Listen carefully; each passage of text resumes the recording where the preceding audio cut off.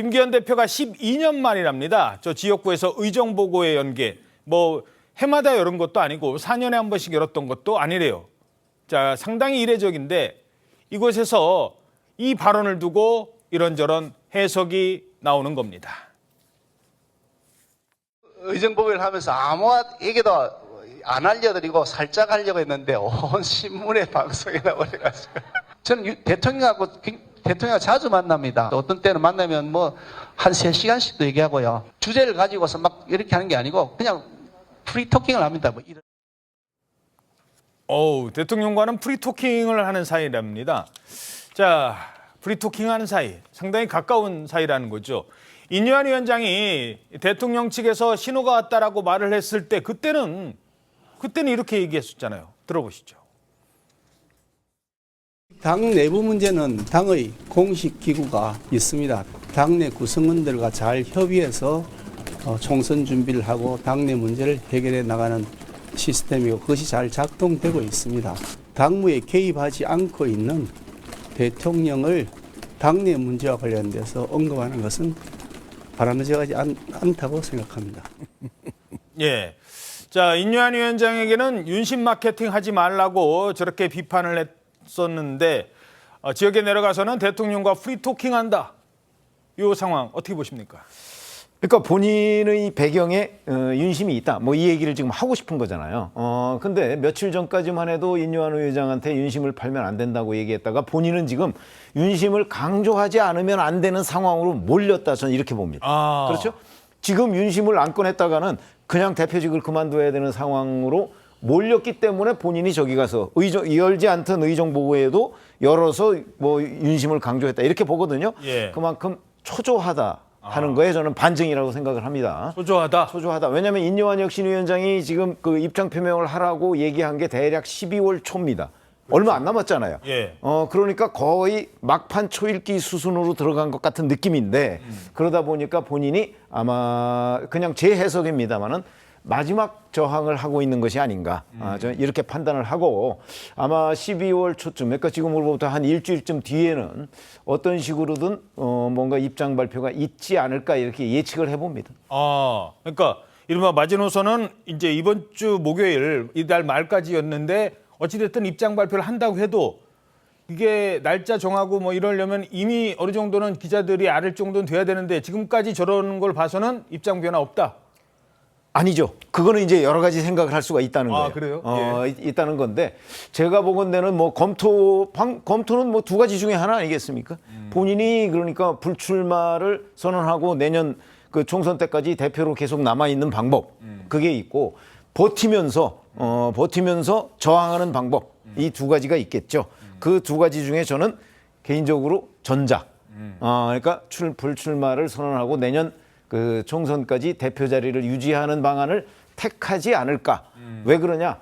인유한 혁신위원장의 그 국민적 또는 그 국민의힘 내에서 지지가 김기현 대표의 지지보다 훨씬 높기 때문이다 이렇게 생각합니다. 일단 본인은 불출마를 선언한다.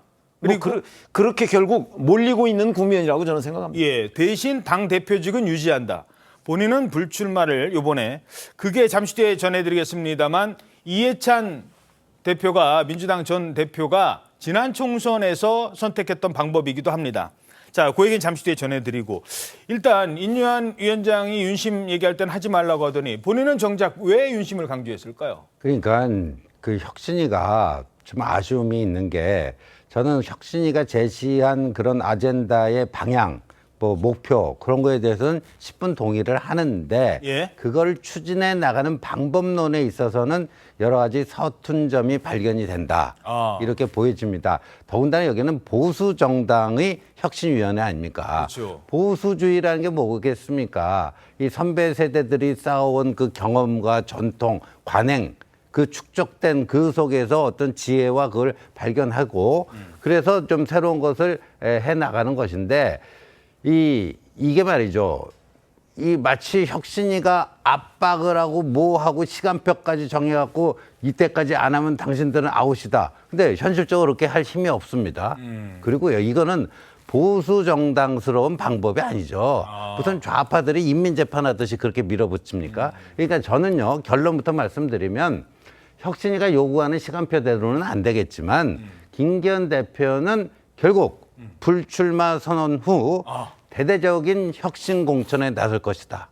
저는 확신을 하고 있습니다. 본인이 불출마를 하면 그다음부터는 목소리가 커질 수 있으니까 그때 그렇죠. 혁신한다. 예, 혁신 공천 없이 내년 총선 승리 제가 봤을 때는 택도 없습니다. 근데 대표 본인이 안방인 영남에서 출마하면서 혁신 공천 요구할 수 있겠습니까? 주도할 수 있겠습니까? 그 도덕적 권위가 확보가 안 되는 것이죠. 그래서 결국은 저는 이제 그렇게 가는 과정이고, 그런데 김기현 대표의 그런 결단이 혁신에 등 떠밀려서 가는 게 아니라 본인의 정치 인생을 되돌이켜 보고 고뇌장 결단으로 이렇게 나오는 그런 모습을 만들어야 되지 않겠습니까? 그러려면 시간이 좀 필요하겠네요. 네, 시간이 좀 필요하고, 그러니까 이제 뭐 대통령과의 그 친소 관계도 뭐 그런 차원에서 나온 거라고 봅니다.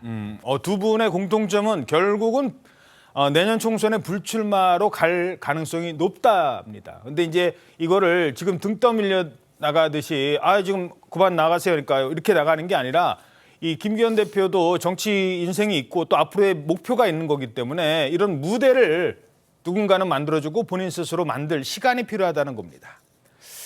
아닌가요, 김기현 대표님? 이거 아니면은 어떻게 될지 모르겠습니다. 어찌됐든 자, 목요일까지 결단하라는 혁신위의 최후 통첩을 받은 상황입니다. 자, 김기현 대표 말씀은 전해드렸고, 이번에 또 한 사람이 있습니다. 바로 이 사람과 유사하다는 분석도 있죠. 버스 92대 4,200명, 바로 이 사람입니다.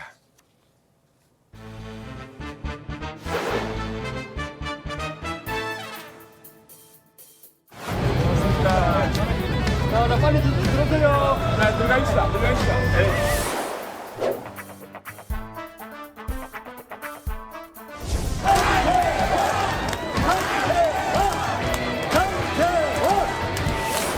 사상 노후원 지역이 첨단과 행정이 어려운 곳으로 변하고 있습니다. 그런데 서울 가래요. 그런데 서울 가랍니다.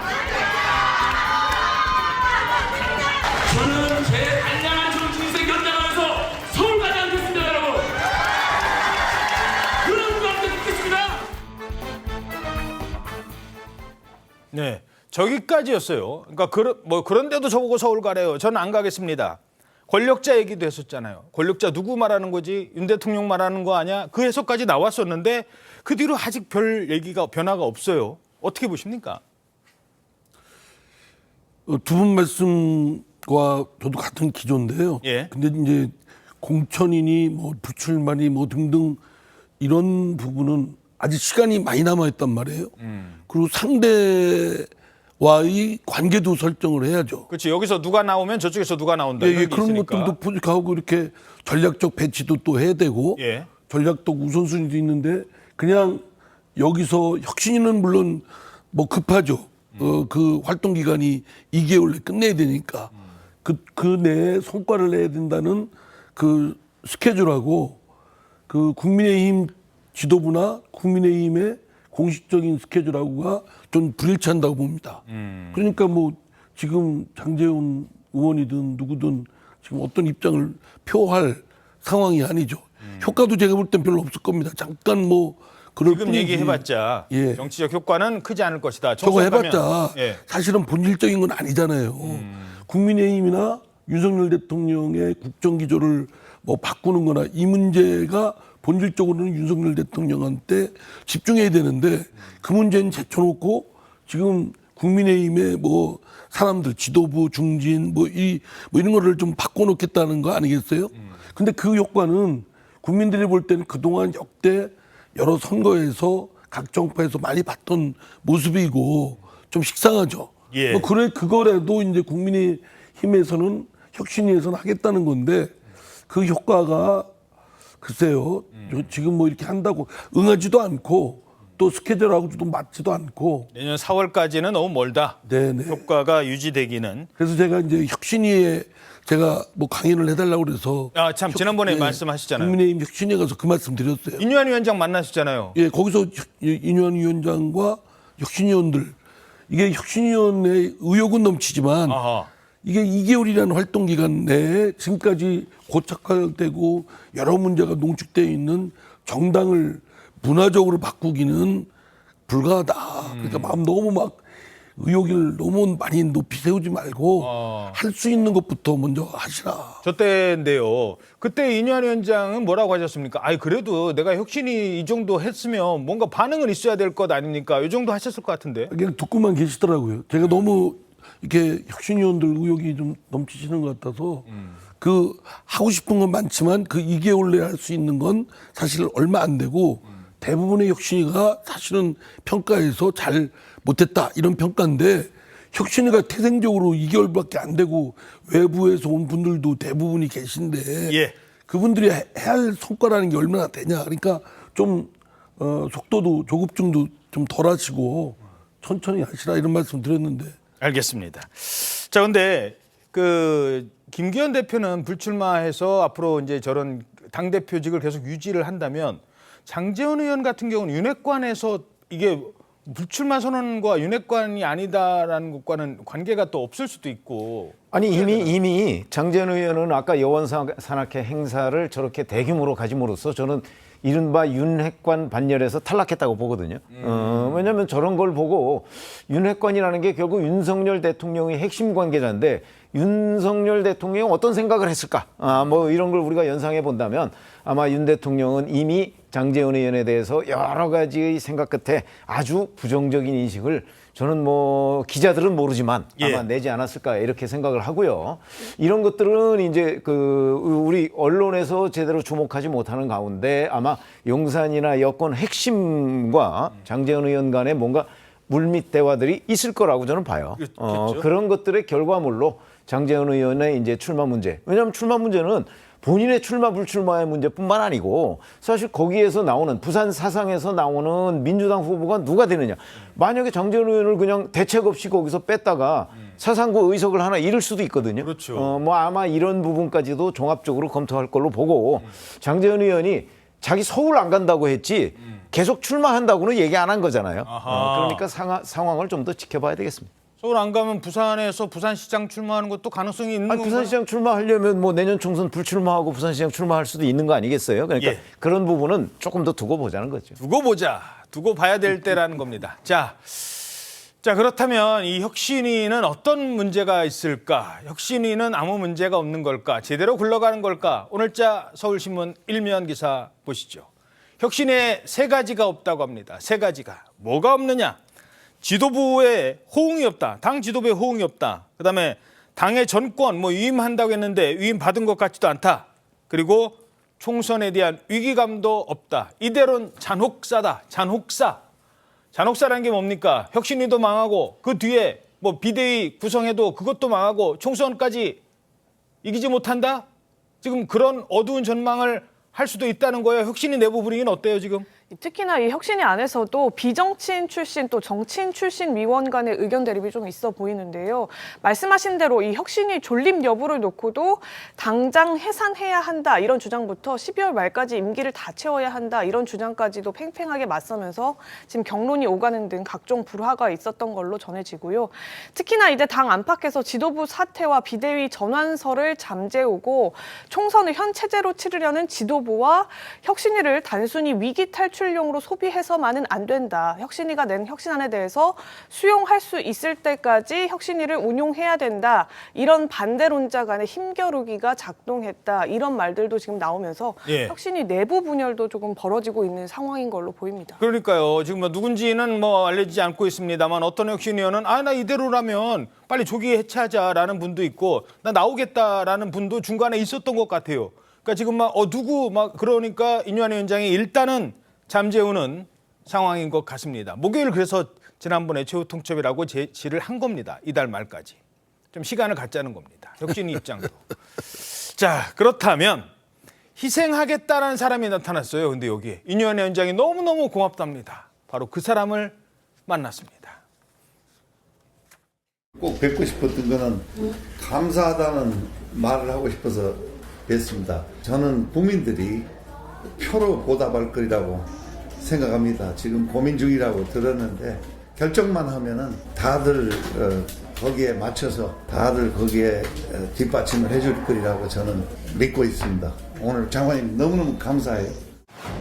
가는 길이 쉬우면 혁신이 아닙니다. 잊지 말아야 할 것은 혁신은 선택이 아니라 우리의 생명줄입니다. 국민과 당을 위해서 필요한 일이라면 무엇이든지 제 역할을 아끼지 않을 생각입니다. 자, 요거만 짧게 질문드리죠. 참 인유한 위원장 입장에서는 얼마나 고마울까요, 원희룡 장관이? 그렇죠. 이제 별로 성과가 잘 안 보이는데 일단 반응을 보이는 분이 나타났으니까. 예. 예. 그리고 이제 다른 분한테 슬쿠션으로 압박는 거겠죠. 그렇죠. 아, 지금 원희룡 장관처럼 누군 좀 해달라. 좀 그런 얘기를 하는 것 같습니다. 자, 그런데, 요런 얘기가 나오고 있어요. 아까 김기현 대표 얘기할 때 잠깐 나왔었는데, 옛날에 이해찬 모델이라는 게 있대요. 지금 당대표에서 일단 물러나고, 그 다음에 총선을 지휘하면 어떨까? 2020년 이해찬 모델. 그게 일단 어떤 거였어요? 이게요, 총선 대비 물밑 조율에 집중하고 선거 전면에는 새 얼굴을 내세우는 전략인데, 지난 이해찬 전 대표가 대표 시절이었던 지난 21대 총선에서 선거를 2달가량 앞세우고 이낙연 전 총리에게 당 선대위 공동상임위원장을 맡겼고요. 또 정치 1번지 종로에서 맞붙도록 하게 하면서 사실상 이낙연의 민주당 체제로 치르게 했는데요. 이 잠재적 대권 주자를 간판으로 세우고 이 전 대표는 언론 노출 대신에 물밑 조율에 더 집중해서 총선 압승까지 이끌었던 모델로 지금 설명되고 있습니다. 비대위원회 전환론자들은 김기현 대표 체제로는 총선을 치를 수 없다는 건데 이해찬 전 대표처럼 직은 유지하고 있되, 그러니까 대표직은 유지하되 이 전 대표 얼굴로 꼭 선거 전면에 나설 필요는 없는 것 아니겠느냐, 이런 아이디어도 지금 나오고 있습니다. 예, 알겠습니다. 뭐 참고용으로 이런 얘기도 있다는 것까지만 전해드리죠. 자, 이런 상황에서 인유한 위원장이요. 지난번에 부산까지 갔다가 뭐 미스터 린든 뭐 이런 얘기 들었잖아요. 이준석 전 대표를 꾸짖는 듯한 발언을 한 것으로 알려지고 있습니다. 동아일보 8면 기사입니다. 자, 인유한, 준석이는 도덕이 없어. 이게 부모 잘못이야. 오호. 야, 도덕이 없어. 부모 잘못이야.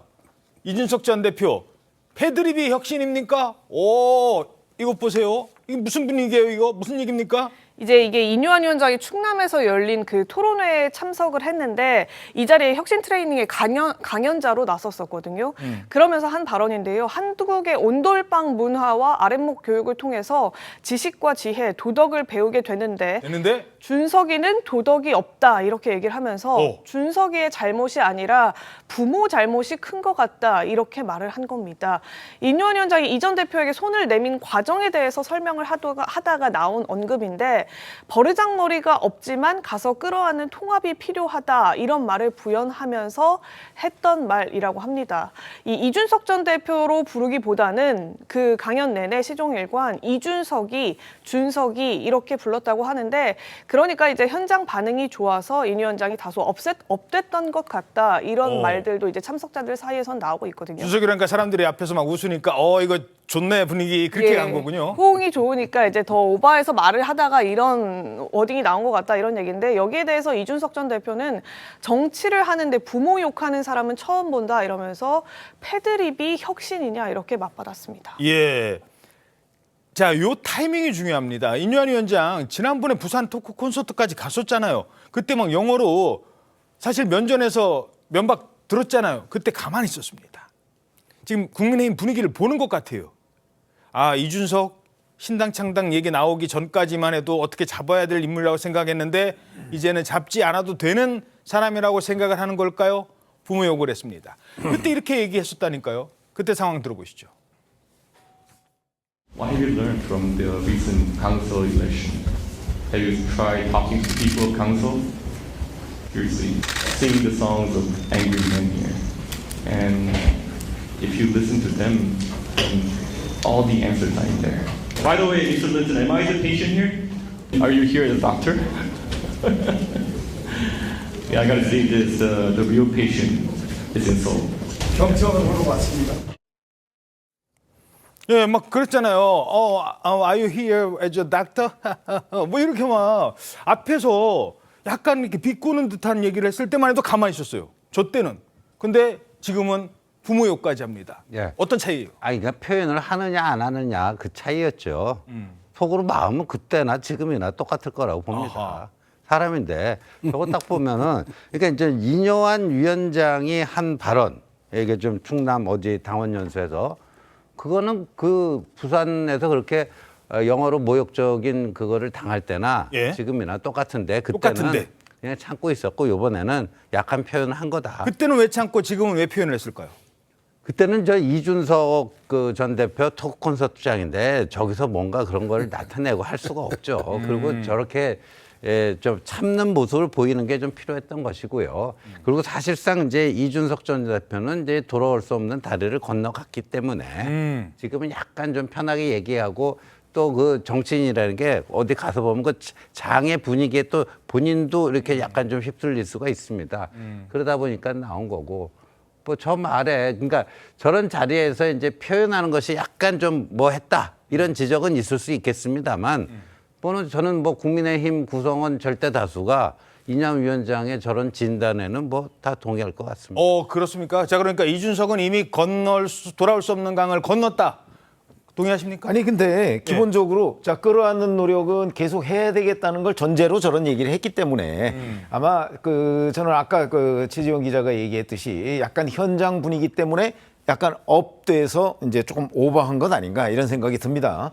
자 앞으로 이뇨한 위원장은 여전히 이준석 전 대표를 끌어안기 위한 이런저런 노력을 저는 계속할 거라고 봅니다. 그에 대한 이준석 전 대표의 호응이 있든 없든 간에 그 이유는 이준석 신당이 나올 경우 그 명분을 빼앗아야 된다는 정치적 목표가 뚜렷하기 때문에 아마 저런 움직임은 계속될 것이다. 그러니까 어제 그 장면은 아마 약간 오버다 이렇게 생각을 합니다. 알겠습니다.